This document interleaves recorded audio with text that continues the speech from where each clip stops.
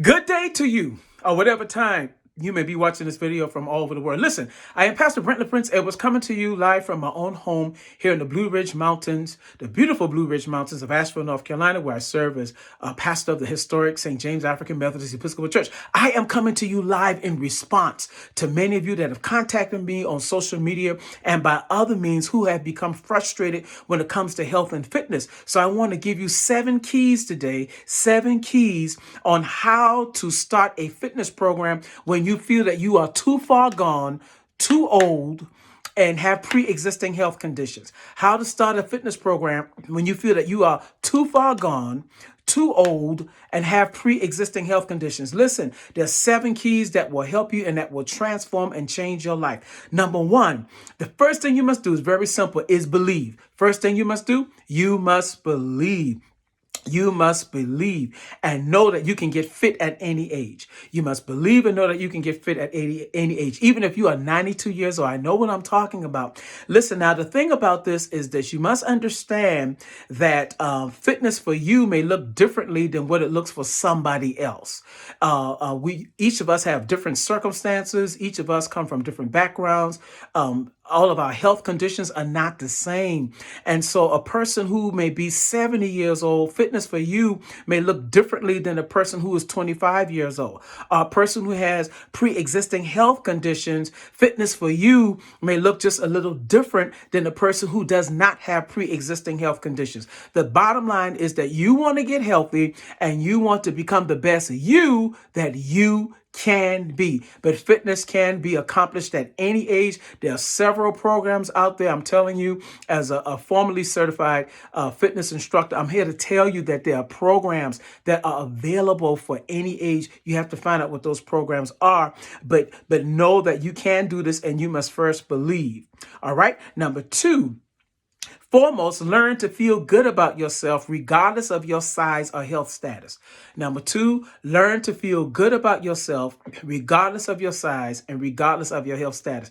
I have learned this. I mean, Jesus said it. He said, what good is it for a person to gain the whole world and lose their own soul? Or what will a person give in exchange for his or her soul? Listen, I have learned this. I have learned this. You have to learn to feel good about you and recognize that how you look on the outside is not the whole you. The thing about being in shape is that these bodies can change at any time. God forbid. I know fitness persons that are in the most excellent shape, got hit by a bus. I mean, that's bad, but it's a reality. I know of persons that are in shape and just look so beautiful on the outside, but poor in character, poor in integrity. I know persons who are physically in shape, which is a wonderful thing, but neglect the other aspects of their being. And listen, and I've also known people who've had the activity of all their limbs, but God forbid, because of a tragic accident or incident, are no longer able to use those limbs and those body parts as they did before that accident. Why am I saying all of this? I'm saying this to you, that it is important that you learn to feel good about you and recognize that your value and your worth is not dependent on your phenotypical appearance. I'm going to repeat that. Your value and your worth of who you are is not dependent upon your phenotypical appearance. So foremost, you want to learn to feel good about yourself. Why you want to do this? Because guess what? Your success or your failure, your success or failure and starting a fitness program and getting healthy will go no further than how you feel about yourself. Your success or your failure and your fitness program will go no further in how you feel about yourself. So you must learn to feel good about yourself. I remember in my life, there was a time where I just went through just trying to find myself, particularly right in my undergraduate years. I didn't feel so good about me, and I went through a backslidden condition where I kind of just left my faith and everything. And I did that because I was just trying to search and trying to find where I belong in life, and went through this big depression during that time. But after I came out of that depression, because I actually became suicidal, and by the grace of God, I'm here today. Thank God for the love of the Holy Spirit and the encouragement of people that love me. But nevertheless, when I came out of that phase during my life, I remember that I began to feel so good about myself. The Lord had me feeling so good about myself that I wanted to look on the outside how I felt on the inside. And that is one of the things that motivated me to starting my health and fitness program. I was feeling so good on the inside. In addition to, I had some health scares. But I began to feel so good about myself on the inside that I wanted my outside to look like how I felt on the inside. I share all of this with you to say this. While my story is not your story, it is important to know that your success or failure in fitness will start with how you feel about yourself. Actually, fitness starts from the inside out rather than the outside in. All right. So that's the second thing. Learn to feel good about yourself. Number 3, always check with your doctor and physician, or your physician and a professional certified fitness trainer before starting a health program. Always check with your doctor, physician, or a certified fitness trainer before starting a health program. You want to start with your doctor because if you already have pre-existing conditions, you want to get an assessment on where your physical body is before you start something strenuous. I've heard of persons that have started a fitness program. One young man never went running before, took upon himself to go running, and he started running at full speed and had a massive heart attack. Things like that you want to avoid. Right?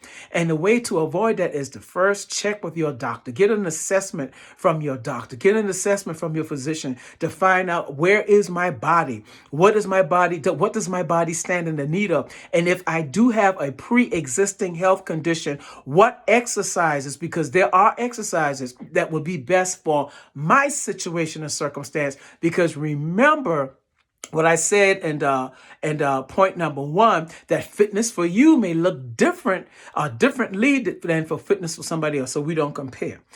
You want to check with a certified trainer. I say certified trainer because a lot of people give advice. A lot of people got a lot of advice to give you about fitness, and they can give you the wrong advice, and you end up jacked up, and you end up messed up for listening to the wrong persons. The Bible tells us in Psalms 1, blessed or happy or highly favored is the person who walketh not in the counsel of the ungodly. You want to make sure that you're getting the right type of counsel. Always remember this, that not everybody qualifies to counsel you. So you want to make sure you get advice before starting a program from a certified fitness trainer. How is this going to help you? Now, you don't have to always hire a trainer because trainers can be expensive, but you want to I encourage everybody, at least sit down and talk to, even if you don't hire that trainer to work with you on a long-term basis, but you at least want to talk to a certified fitness trainer so that you will not make the foolish mistakes I see people making in the gym.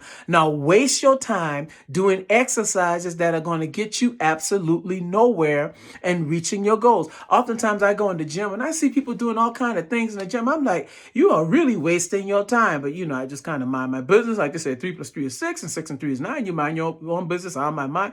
But I've seen so many people go in the gym attempting, they on this instrument, they on that machine, they on the other machine. And then I see people using it incorrectly, because one thing a certified fitness trainer will tell you is that the form is more important than the exercise itself, because the form simply means the way you carry out a procedure, the way you carry out an exercise. Because if your form is wrong, guess what? You're not going to get the benefits that you should be getting. And also you put yourself at risk for energy. All right. I'm going to review all of this in a moment. And then number 4, never start a fitness program without establishing an end time goal. Never start a fitness program without establishing an end time goal. In other words, what are you trying to accomplish?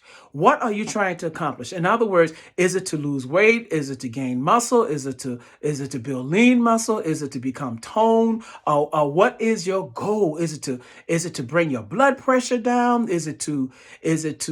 Whatever the case may be, you want to lose a certain amount of pounds. Why is it important for you to establish that before you start a fitness program? You need to establish before you start any health program, what is it that I'm trying to accomplish? Why? Because this is going to help you like nothing else. This is going to help you to tailor make your program. It's going to help you to tailor make your program in specifics so that you, when you do work out, when you do start your health regimen, guess what? You're not wasting any time again, but you're working specifically towards that goal. If I'm trying to build lean muscle, or if I'm trying to gain more weight, because there are people who desire to gain weight, then that's going to put me on two different type of exercise programs, okay? So you want to do that. And then number 5, diet and nutrition is approximately 75 to 80% of your success or failure. Diet and nutrition is approximately 75 to 80% of your success or your failure. So in other words, you are what you eat. I am what I eat. From my head to my feet, we are what we eat. Listen. What we eat, I can go into that all day biologically, because everything that we eat does not come right out of us. I know sometimes we think it does, but there's a lot of food that's often trapped in our bodies in different type of ways. As a matter of fact, fat is simply food that's trapped in our bodies that's saying we're not getting out of here. But listen. What we eat, I encourage people not to diet. Now, you can diet. Now, one size doesn't fit all, but I encourage people not to diet because studies show that diets really don't last long. A lot of people get liposuction. A lot of people get bypass surgeries and cool sculpting and all of that. And to each his own. And nothing is wrong with getting those things, but this is what I want to tell you. If you get those things and you don't change your lifestyle, the fat is going to come back with a vengeance. It's going to be angry at you, and it's going to come back, and you're going to find yourself even bigger, gain even more weight than what you had intended the first time if you don't change your lifestyle. And this is so important because I see so many people doing these fast surgeries. Some people, now on the other hand, have to have them because there are some people in such an emergency state with their health status that they have to have them. So that you follow your doctor's instruction. I am not a doctor. I'm studying to be a doctor, but I am not I'm in theology, but I'm studying to be a doctor.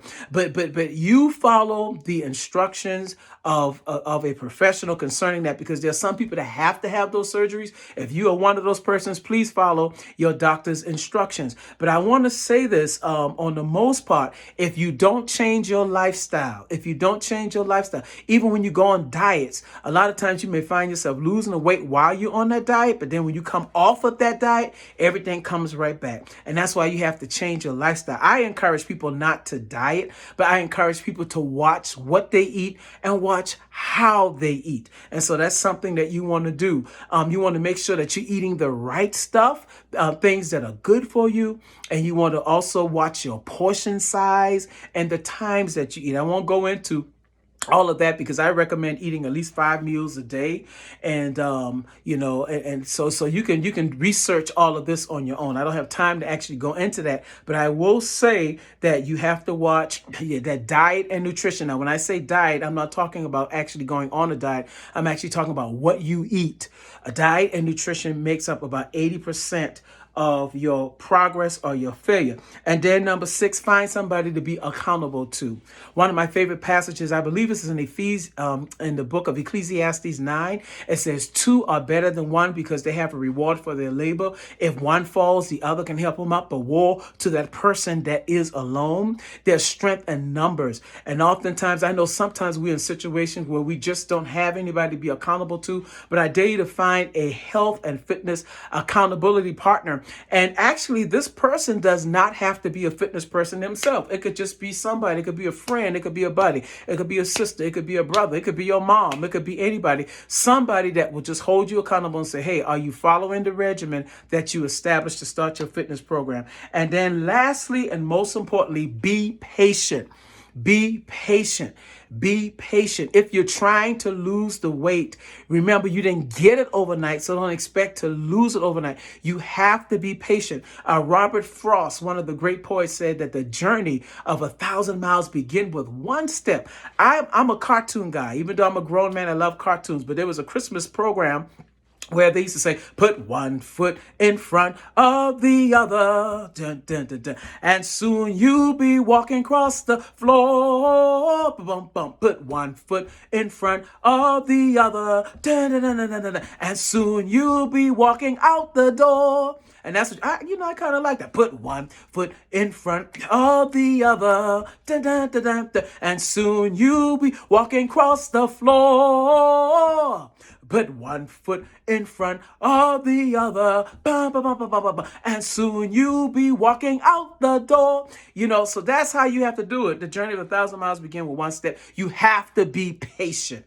You have to be patient. When I lost my weight, when I lost the weight, I went through a lot of different things in my weight loss journey. But when I lost the weight, I decided to do it the natural way because for me, I found out the natural way lasts longer. I decided to change my lifestyle. And by me changing my lifestyle, guess what? I've been able to keep the weight off for years. Now, I've had seasons of, gain some weight and losing some weight. But overall, I've been able to keep the weight off for years because I changed the lifestyle. So let's review. Today, we're giving you 7 keys on how to start a fitness program when you feel that you are too far gone, you're too old, or have pre-existing health conditions. Number 1, I said believe and know that you can get fit at any age. Number 2, I said foremost, learn to feel good about yourself regardless of your size or health status. Number 3, I said check with your doctor and a certified fitness trainer before starting a program. Number 4, I said never start a fitness program without establishing an end time goal. This will keep you from being all over the place and keep you from wasting your time either in your diet and keep you from wasting your time also in the gym. And then number 5, I said that diet and nutrition make up 80% of your success or failure. And then number 6, I said find somebody that will hold you accountable and that you can keep yourself accountable to. And then number 7, and most of all, I said be patient. God bless you. God bless you. I hope that something that I said today will motivate you and help you and encourage you to be your best you. Remember, whether you are 10 or 90, that you can get in shape. If you have pre-existing health conditions, you still can get in shape. Find out from your doctor the things that you can do. Because listen, even if you do have a pre-existing health condition, the better in shape you are in your body, the better your body can fight off the ailments that may be that you may be experiencing. And I want to say this and make this clear. That does not mean that it will cure you or that it will heal you. I'm not saying that, but it puts you in a better position. It puts you in a better position to deal with physical attacks that come on your body. And then also know that there is a God in Israel, hallelujah, that's still a healer. He healed yesterday, he healed today, and he'll heal forevermore. God bless you. I'm Pastor Brent Prince Edwards. Thank you for joining us on today. Reach out to us and subscribe to us on our new YouTube channel called Life at Its Best with Pastor B. Or you can just check us out at our church website at www.stjames-asheville.org.